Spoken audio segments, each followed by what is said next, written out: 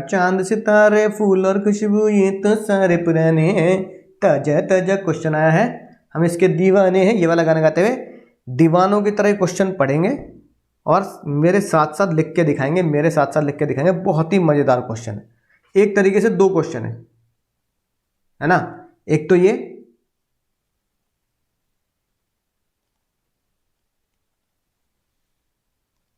है ना, ये यहां से बनता है,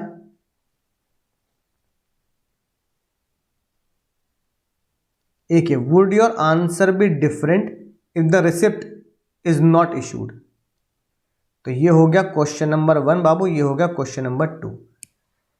दो क्वेश्चन का आंसर देना, ऑब्वियसली बात है 4 या 6 मार्क्स का ये क्वेश्चन एग्जाम में आया होगा, है ना। 4 या 6 एग्जाम में क्वेश्चन आपका आया होगा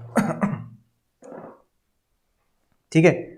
कॉन्ट्रैक्ट एक्ट की भाई क्या कहते हैं, मैं उसके हैंड रिटन नोट्स भेजूंगा दोस्तों। बाकी बुक तो आपके पास घर पे पहुंची है, अगर आपने कोर्स लिया तो बुक पहुंची है, अदरवाइज बुक ही अवेलेबल की जा सकती है ना। बुक ही अवेलेबल की जा सकती है, बुक ही अवेलेबल की जा सकती है, ठीक है।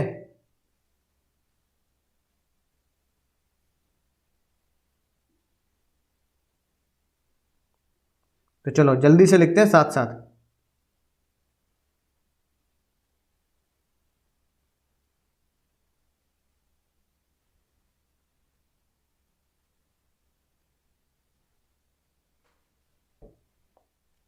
राइट, लिख के देखें। चलिए दोस्तों, अब हम चलते हैं अपने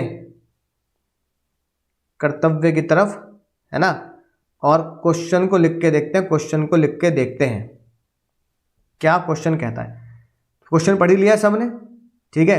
एम्प्लॉय ने साथ साथ क्या कर दिया, एम्प्लॉय ने साफ साफ उसे नोटिस दे दिया है कि भाई ये मैं आपको राइट अपनी तरफ से स्लिप देता हूं, ठीक है। तो कई बच्चों को लगता है कि सर क्वेश्चन एम्प्लॉय ने स्लिप दे दी है, लेकिन ये तो टर्कुएंट जैसा रूल नहीं लग रहा है, इसमें तो टर्कुएंट ने बॉन्ड दिया था, लोन दिया था, बैंक ने कहा था कि हमें सब पता है, रिजोल्यूशन भी पास है, ये तो अगर लेकिन रिजोल्यूशन पास है तो बात सही है। लेकिन इस तरह क्वेश्चन भी एग्जाम में आ जाता है, ये कॉन्सेप्ट सेम है लेकिन केस लॉ को थोड़ा सा डिफरेंट तरीके से पूछा गया है, राइट। तो इसमें वही उसी तरीके से हम बताएंगे। इससे तो मैंने कहा जितने वेराइटी ऑफ क्वेश्चन करोगे उतना ही ज़्यादा एग्जाम में फायदा मिलेगा। इधर लिखेंगे प्रोविजन, सेक्शन 399 लिखेंगे पहले, है ना, राइट। फिर उसके बाद एनालिसिस। तो क्या लिखेंगे, एज पर सेक्शन 399, वही सारी बातें लिखनी है। Any person who has dealing with the company is assuming that he has constructive notice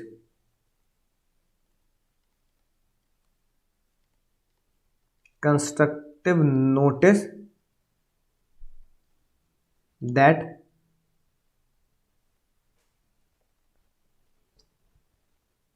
he has the knowledge and understanding all the documents of company like memorandum, article, resolutions etc. ये लिख दिया मैंने। फिर उसके बाद लिखेंगे indoor management. Indoor management में क्या लिखना है, as per the doctrine of indoor management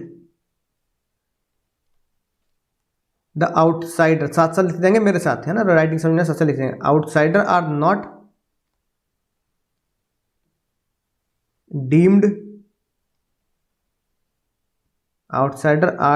deemed to have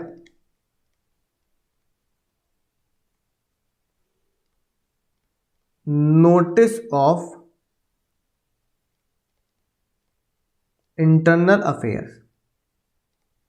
outsider माना जाएगा, आर नॉट डीम्ड, उसको कोई जानकारी रखने की जरूरत नहीं है इंटरनल अफेयर्स की। ये एग्जाम में अंडरलाइन कर देंगे कि इंटरनल अफेयर्स के बारे में जानने की कोई जरूरत नहीं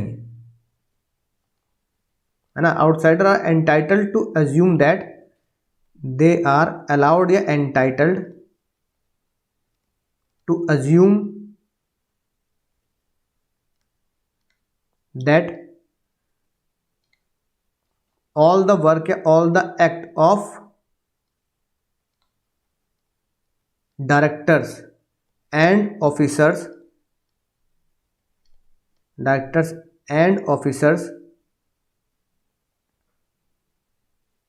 are performed validly।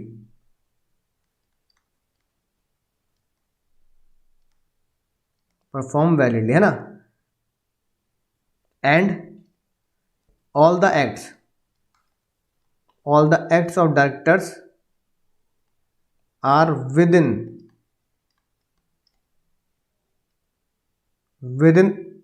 scope and the authority है ना, within the scope of article of association। ठीक है, that means that is an outsider dealing with the company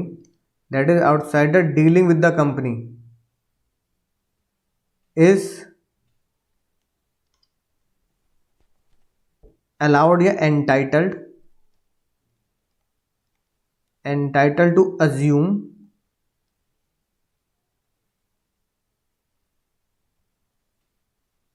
that acts of the company, साथ साथ लिखेंगे has been done in required manner। ठीक है, जो भी काम किया है वो रिक्वायर्ड मैनर में किया जा चुका है, रिक्वायर्ड मैनर। एंड कंपनीज, सबसे खतरनाक लाइन जो लिखनी है ना, companies indoor affairs are the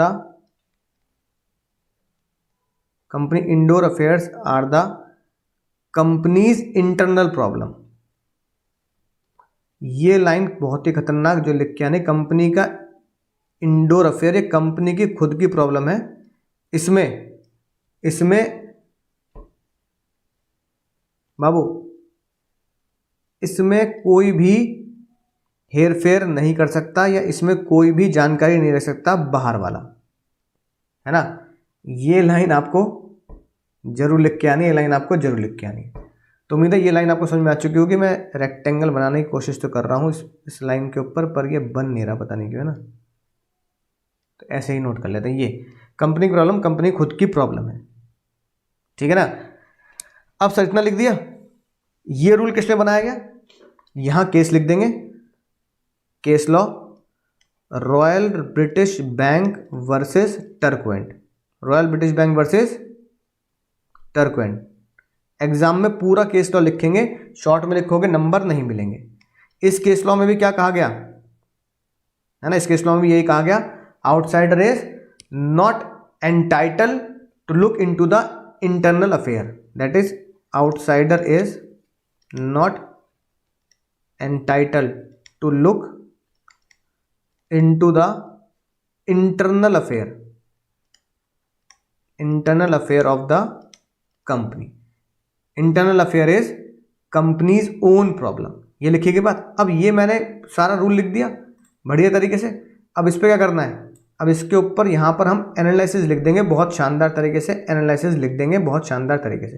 तो यहाँ पर क्या आएगा, ये मैं लाइन खींच रहा हूँ, फिर मैं लिखूंगा एनालिसिस बहुत छोटी सी लिखनी है, तो क्या लिखना पड़ेगा, इन द प्रेजेंट केस, साथ साथ लिखेंगे जल्दी जल्दी, है ना। आर इज नॉट लायबल, है ना, in the present case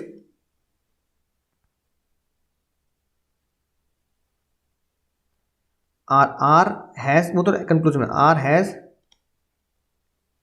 R has genuine reason, है ना, to trust mister C, an employee mister C an employee of the company, employee of the company who issued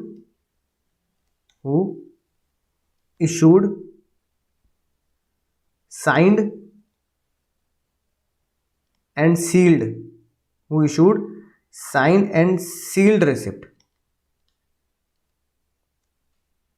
है ना। तो as पर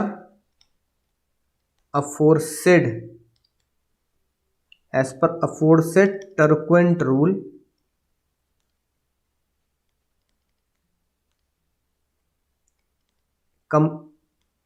companies internal, है ना, affair are the companies problem, internal affair are the companies problem. ठीक है, अब मैं कंक्लूजन क्या लिख दूंगा, बताओ कंक्लूजन, तुम्हें बताइए कंक्लूजन क्या लिखना है, जल्दी बोलो भाई।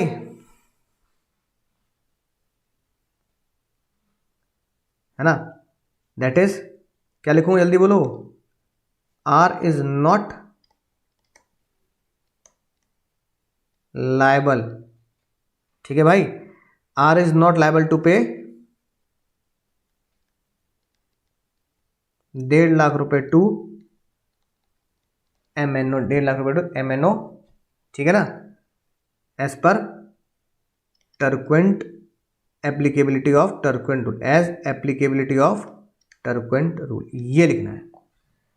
ठीक है, इतनी बात समझ में आ गई कि आर को पैसे देने की जरूरत नहीं, क्योंकि उसने इंटरनल मैटर पर, आर कौन है, आर है बाबू यहाँ पे आउटसाइडर, तो टर्क्वेंट रूल आउटसाइडर के फेवर में होता है, टर्क्वेंट रूल आउटसाइडर के फेवर में होता है, ये हमने बात जान ली। अब इसके अगले मुद्दे को अगर हम देखें, तो इसका अगला क्वेश्चन क्या कहता है, इसका अगला क्वेश्चन कहता है कि बताओ अगर वो रिसिप्ट साइंड और सील की हुई इशू नहीं की गई हो तो क्या मसला होगा, अगर वो ये ना इशू किया गया तो क्या मसला होगा। तो कैसे लिखना है, जैसे मैंने तुम्हें बताया ना। अब यहां पर बच्चा एग्जाम में कंफ्यूज होता है कि सर इसमें लिखना कैसे है। बहुत ही सिंपल सी बात, मुझे बताओ, क्या मैंने तुम्हें अभी 3 एक्सेप्शन नहीं सिखाए? 3 एक्सेप्शन में इसमें एक्सेप्शन ये लगेगा कि सामने वाले को जब कोई भी क्या नहीं की गई, रिसिप्ट नहीं दी गई। भाई तुमने मुझसे पढ़ा, मान लो मैंने तुमसे फीस ले ली, तो तुम्हारे पास सबूत क्या है कि मैंने तुमसे फीस ली है? अरे तुम रिसिप्ट लोगे, पर्ची लोगे, मेरे सिग्नेचर लोगे, मैंने रिसिप्ट प्राप्त कर ली है कि नहीं बात। तो अगर तुम्हें पर्ची नहीं मिल रही तो तुम्हें इस बात का शक नहीं होना चाहिए। तो जज साहब ने बोला यहां पर लगता है बाबू, यहां पर लगता है ये वाला केस लो। कौन सा भैया?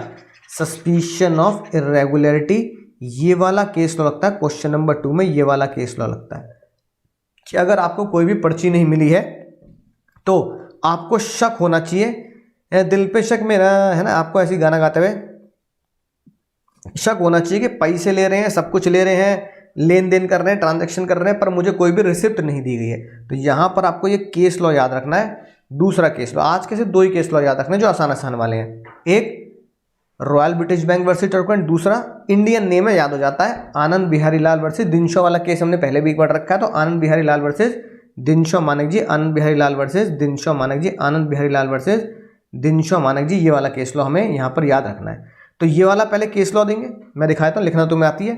तो ये वाला पहले केस लॉ हम दे देंगे बढ़िया तरीके से, ठीक है।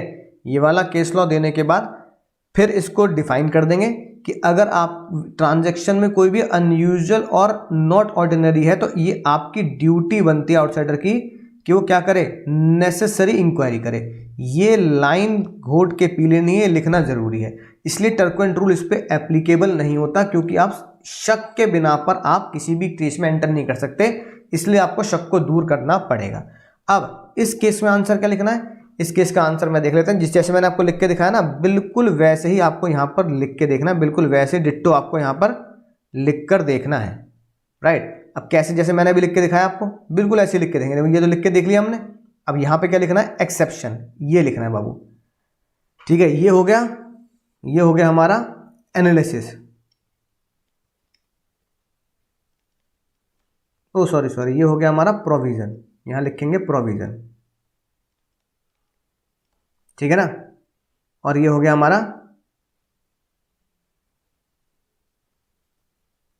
एनालिसिस, एंड यहां पर कंक्लूजन एक साथ लिखा, हम कंक्लूजन को अलग लिख देंगे, ठीक है। एनालिसिस में क्या लिखेंगे, exception suspicion of irregularity, case का नाम लिख देंगे आनंद बिहारी लाल वर्सेस दिनशॉ एंड कंपनी। ये वाला केस लॉ आप एग्जाम में जरूर लिख के आएंगे, ठीक है ना। ये केस लॉ आ गया, फिर अपनी मजेदार बातें लिख दो बिना किसी दिक्कत के। अगर आप इंडोर मैनेजमेंट को आपको फॉलो नहीं किया जाएगा, इंडोर मैनेजमेंट अगर आपने नेग्लिजेंसी की है तो ये आउटसाइडर की ड्यूटी है, नेसेसरी इंक्वायरी करे, transaction are not in ordinary course of business. बिट्टो वही लाइन जो ऊपर है यहाँ चिपका दी, ठीक है। फिर यहाँ क्या लिख दिया बाबू, रिसिप्ट जो है वो आपको इशू नहीं की गई तो mister R is liable to pay the said amount, it will deem to be the negligence, की आपकी नेग्लिजेंसी है, आपको शक होना चाहिए था और आपकी ड्यूटी थी इंक्वायरी करने की। तो ये हमारा कंक्लूजन आ गया, are is liable to pay the said amount, ये मेरा कंक्लूजन आ गया। कंक्लूजन एनालिसिस में क्या आएगा, एनालिसिस में ये आएगा कि भाई आपको चेक करना चाहिए था जो आपकी ड्यूटी है और आपको उसके बाद ही पेमेंट मिल रही है नहीं मिल रही है, आपको अगर शक का तो आपको इसे दूर करना चाहिए था। उम्मीद है बात समझ में आ चुकी होगी। तो दोस्तों ये था